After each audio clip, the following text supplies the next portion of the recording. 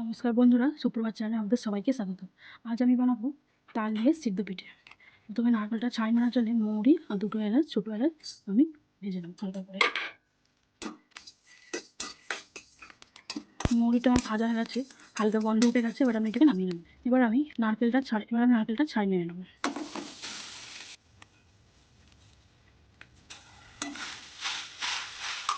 দেখুন নারকেলটা আমার ছাই মারা হয়ে গেছে। এবার সেই আমি ভেজে রাখা মৌরিটা হালকা গুঁড়ো করে দিয়ে দেবো। ব্যাস, নারকেলের মিশ্রণটা হয়ে গেছে। এবার আমি চাল গুঁড়িটা মেখে নেব। চলুন, এখানে আমি 250 গ্রামের মতো গুঁড়ি নিয়েছি, চালের গুঁড়ি নিয়েছি, কলে ভাঙানো গুঁড়ি। পরিমাণে নুন দিয়ে দেবো।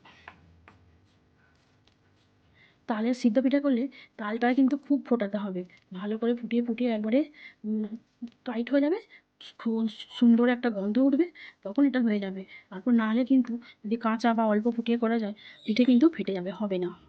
প্রথমে আমি অল্প অল্প তাল দিয়ে মেখে নেবো, নাহলে তো জানেন তো পাতলা হয়ে যাবে, কি হয়ে যাবে।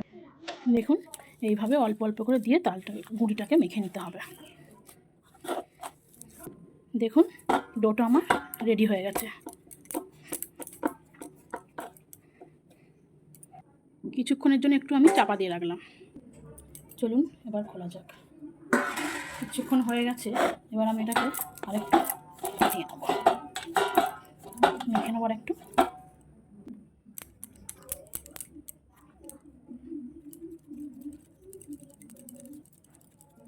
প্রথমে আমি আপনাদের একটা করে দেখাই।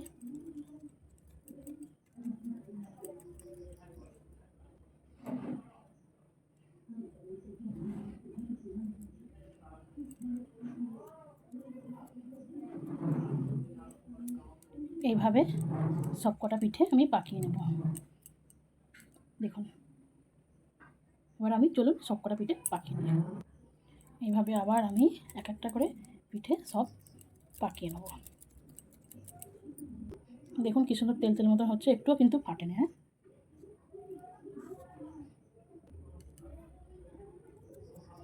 আমি একটু বড় বড় করেই করছি, কেন একা কতক্ষণ ছোটো ছোটো করে করবো। একটু বড় বড় করে করলে কোনো অসুবিধা হবে না, আপনারা যে যেরকম পারবেন সেরকম করবেন।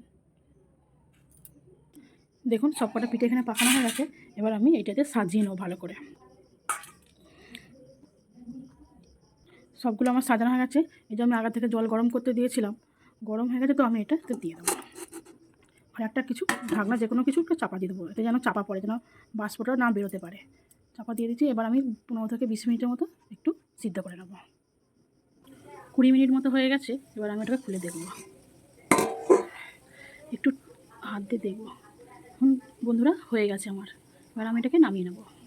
দেখুন একটাও ভাঙেনি, কি সুন্দর হয়েছে। ভিডিওটা আমি এখানেই শেষ করছি। ভালো লাগলে লাইক করবেন, শেয়ার করবেন। ধন্যবাদ।